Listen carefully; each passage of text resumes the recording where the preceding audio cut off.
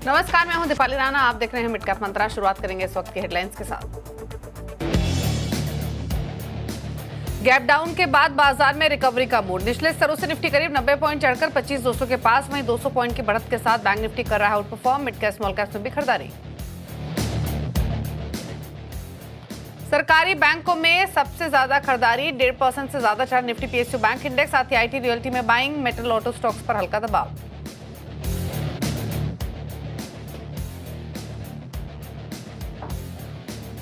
SBI जल्द ला सकता है 25,000 करोड़ का क्यूआईपी। मौजूदा भाव से 2 से 3% डिस्काउंट पर आएगा क्यूआईपी। सीएनबीसी आवाज एक्सक्लूसिव खबर से एसबीआई के शेयर में तेजी। उधर बोनस की तैयारी में एचडीएफसी बैंक।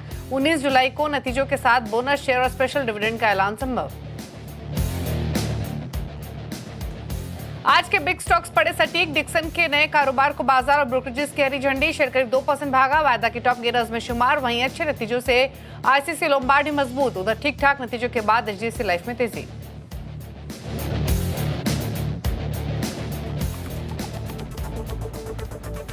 आप देख रहे हैं मिड कैप मंत्रा। हमारे साथ हैं आज स्ट्रैटेजीज पर चर्चा करने के लिए एंजल वन के ओशो कृष्णन। लेकिन पहले लेकर आते हैं इस समय का मार्केट का एक्शन।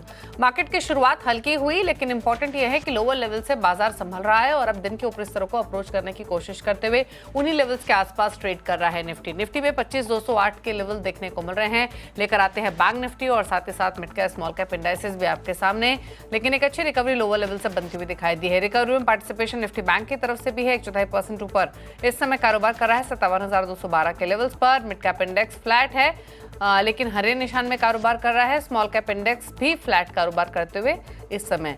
आज के सेशन में अगर मार्केट की ब्रेथ देखेंगे तो वो बढ़ने वाले स्टॉक्स की तरफ ज्यादा है, लेकिन ज्यादा सपोर्ट दिग्गजों की तरफ से आया है, जिसकी वजह से ये नंबर्स पॉजिटिव दिख रहे हैं। 1535 स्टॉक से जो तेजी के साथ ट्रेड कर रहे हैं, 1105 स्टॉक से जो गिरावट के साथ कर रहे हैं कारोबार आज के सेशन में।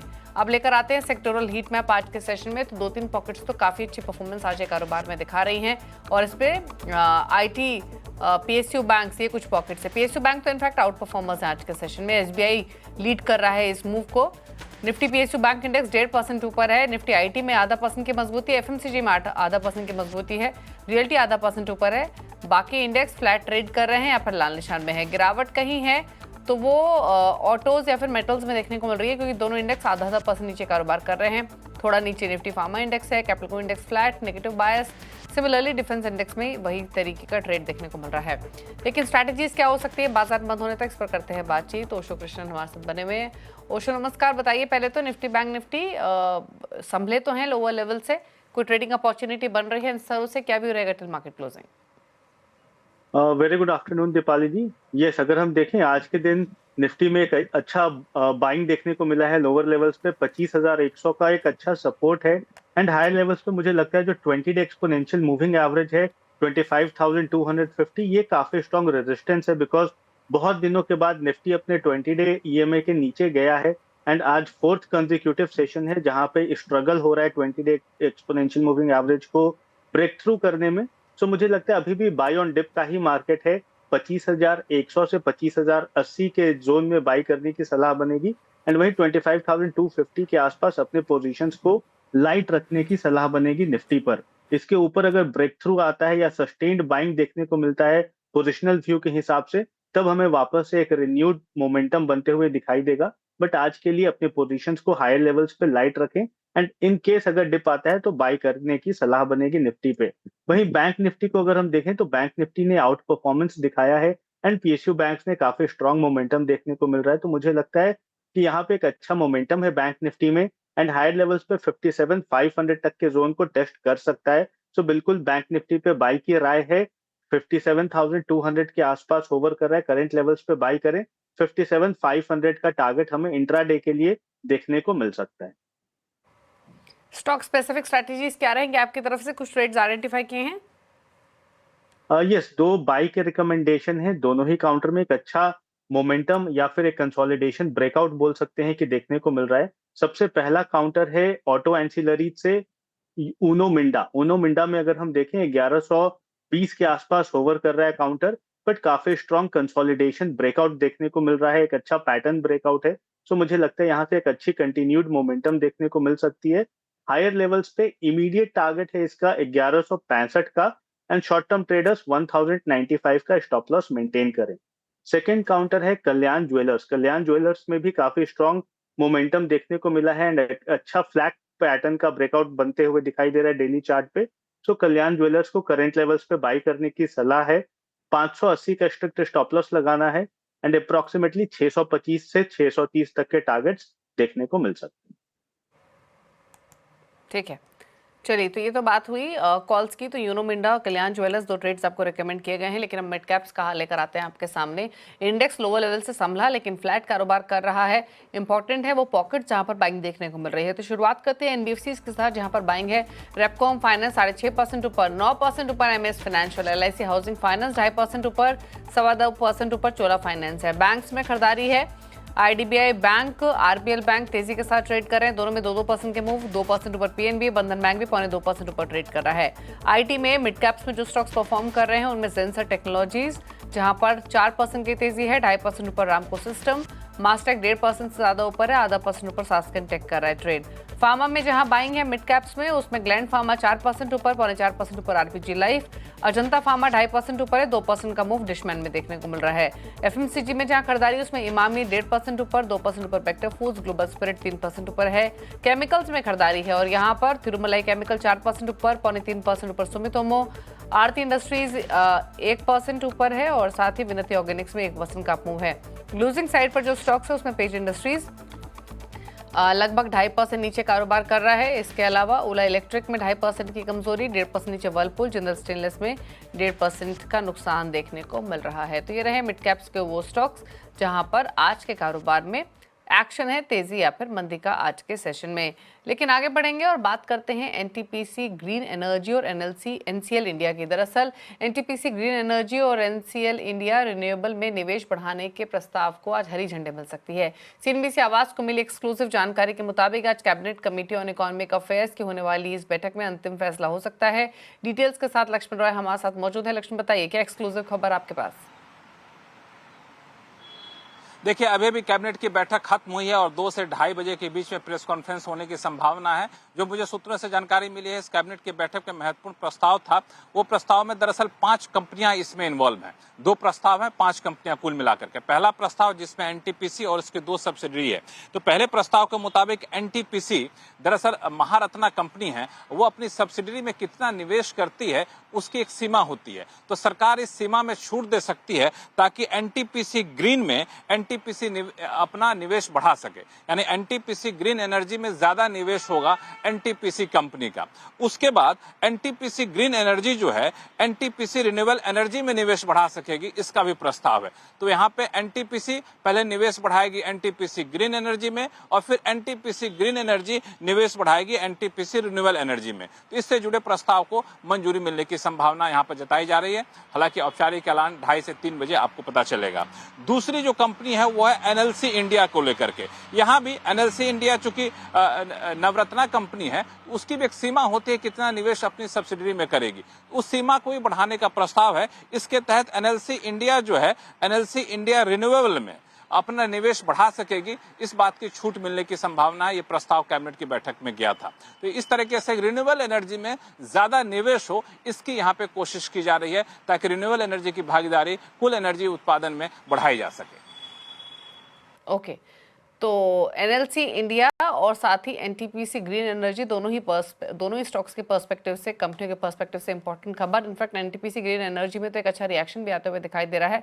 स्टॉक एक सडन स्पर्ट के साथ अब दिन के ऊपरी स्तर पर ट्रेड कर रहा है 111 के लेवल्स पर।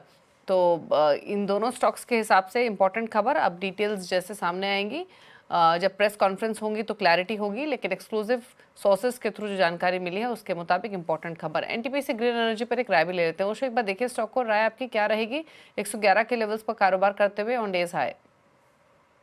अभी देखें तो थोड़ा कंसोलिडेशन के बाहर निकला एनटीपीसी ग्रीन एंड मुझे लगता है इसका जो हायर रेजिस्टेंस है 112.50 का, अगर इसे क्लोज थ्रू करता है तो यहाँ से एक अच्छा बाइंग ट्रैक्शन काउंटर में बनते हुए दिखाई दे सकता है एंड ओवरऑल एक काउंटर ट्रेंड काउंटर में बन सकता है। तो मुझे लगता है 112.50 के ऊपर काउंटर में बाई की सलाह बनेगी एंड हायर लेवल्स पे 118 से 20 इमीडिएट बेसिस पे पहला टारगेट इस काउंटर में बनते हुए शॉर्ट टर्म में दिखाई दे सकता है। ओके, इस समय 111.24 पर कारोबार कर रहा है। एक बार निवेली लिग्नाइट का स्टॉक भी लेकर आते हैं, एनएलसी इंडिया का। वहां पर किस तरीके का रुझान देखने को मिल रहा है। एनएलसी इंडिया भी हरे निशान में ट्रेड करते हुए इस खबर के बाद, तो ये दोनों ही कंपनियां फोकस में आज के कारोबार में। लेकिन 15 एक बार निफ्टी पीएसयू बैंक इंडेक्स लेकर आते हैं और साथ ही निफ्टी बैंक लेकर आते हैं। दोनों ही इंडेक्स दिन के ऊपरी स्तरों पर समय ट्रेड करें। एक बार देखते हैं निफ्टी बैंक को। हालांकि पूरा सपोर्ट एसबीआई की तरफ से आता हुआ दिखाई दे। एक बार कॉन्स्टिट्यूएंट्स भी देखेंगे निफ्टी बैंक के। इस समय दिन के ऊपरी स्तरों पर इंडेक्स ट्रेड कर रहा है 0.5% के मजबूती के साथ। निफ्टी बैंक के कॉन्स्टिट्यूएंट्स और देख लेते हैं। निफ्टी पीएसयू बैंक इंडेक्स भी दिन के ऊपरी स्तरों पर है 2% के गेंस के साथ। एक अच्छा अपमूव इस इंडेक्स में देखने को मिल रहा है। निफ्टी बैंक के कॉन्स्टिट्यूएंट्स देखेंगे तो सपोर्ट देखिए एसबीआई की तरफ से 95 अंकों का अकेले लैंड करते हुए। एचडीएफसी बैंक खबरों में है 76 अंकों का पॉजिटिव कंट्रीब्यूशन यहां से। एक्सिस बैंक और बैंक ऑफ बड़ौदा भी मिलकर लगभग 60-62 अंकों का पॉजिटिव कंट्रीब्यूशन लैंड कर रहे हैं। ICICI bank, Kotak, AU small finance bank negative side पर आज के कारोबार में दिखाई दे रहे हैं, लेकिन एक अच्छा मूव देखने को मिल रहा है। एसबीआई इनफैक्ट आज खबरों में भी है, फोकस पे बना हुआ है। दरअसल बैंक का 25,000 करोड़ का क्यूआईपी आज शाम तक खुल सकता है। यतिन मोता हमारे साथ मौजूद हैं और डिटेल्स के साथ। यतिन बताइए क्या डिटेल्स। Good afternoon Deepali. देखिए, सबसे पहले ये जो न्यूज़ थी सीएनबीसी आवाज़ पे आपने देखी कि एसबीआई का 25,000 करोड़ रुपए का क्यूआईपी किसी भी वक्त लॉन्च हो सकता है। हमारे सूत्र हमको ये जानकारी दे रहे हैं कि आज शाम ये क्यूआईपी लॉन्च हो सकता है 25,000 करोड़ रुपए जिसकी वैल्यू है। ऑब्वियसली अगर हम प्राइसिंग की बात करें तो 790-800 रुपये तक ये प्राइसिंग शायद आपको होती हुई नज़र पड़ सकती है एसबीआई के क्यूआईपी की, क्योंकि ऑब्वियसली जब आप क्यूआईपी लॉन्च करते हैं तो थोड़ा बहुत डिस्काउंट मार्केट में एक्सपेक्टेड होता है। तो हमारी जानकारी के हिसाब से ये ट्रांजैक्शन बहुत जल्द होने वाला है। और जहाँ तक कि डिमांड का सवाल है, डिमांड काफ़ी अच्छी है। और सबसे बड़ी बात यह है कि एलआईसी जो जनरली पीएसयू बैंक्स के क्यूआईपीज़ में पार्टिसिपेट करते हैं, इन्होंने लगभग 7,000 करोड़ रुपए की बोली प्राइमा फेसी इस क्यूआईपी के अंदर जारी किए। हालांकि एसबीआई को जब हमने एक क्वेरी भेजी तो उनकी तरफ से कोई प्रकार की टिप्पणी हमको नहीं आई है, लेकिन हाँ, सूत्र हमको बता रहे हैं कि कहीं ना कहीं एसबीआई का क्यूआईपी आज शाम को लॉन्च होता हुआ नजर पड़ सकता है और ये इस साल का और पीएसयू बैंक कैटेगरी में सबसे बड़ा क्यूआईपी आपको होता हुआ नजर पड़ेगा। ओके, एक बार एसबीआई पर राय भी ले लेते हैं। स्टॉक 2% ऊपर ट्रेड करते हुए। एक बार देखिए ओशो स्टॉक पर, बताइए क्या राय रहेगी। एसबीआई में आज एक बहुत डिसाइसिव ब्रेकआउट देखने को मिला है। 818, 820 का इसका रेजिस्टेंस जोन था एंड आज काफी स्ट्रांगली इसके ऊपर निकलते हुए दिखाई दे रहा है। सो यहाँ से पॉजिटिव सेंटिमेंट टर्न अराउंड हो रहे हैं काउंटर में। मुझे लगता है जिस हिसाब का ब्रेकआउट है 848 से 850 तक के टारगेट्स हमें शॉर्ट टर्म में देखने को मिल सकते हैं। तो ओवरऑल ट्रेंड काफी पॉजिटिव है एंड विथ ये आज का ब्रेकआउट मुझे लगता है कि काफी अच्छा सेंटिमेंट्स इसमें, मोमेंटम इसमें काउंटर में इस हायर सर्च कर सकता है 850 848 के टारगेट्स के लिए।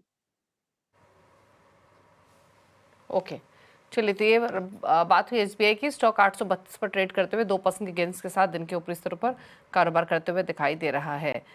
मेडिक्लेम पॉलिसी वाले मरीजों से मनमाना बिल अब हॉस्पिटल्स नहीं वसूल पाएंगे। सरकार ने ज्यादा बिल वसूलने वाले हॉस्पिटल्स पर नकेल कसने की तैयारी कर दी है।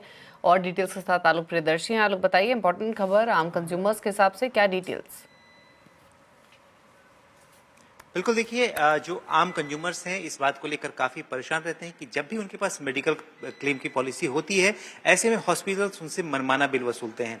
लिहाजा सरकार इस बात को लेकर काफी गंभीर है और हमें सूत्रों से जानकारी मिली है कि वित्त मंत्रालय की तरफ से स्वास्थ्य मंत्रालय को एक चिट्ठी भेजी गई जिसमें कहा गया है कि हेल्थ केयर रेगुलेटर बनाने पर विचार किया जाए।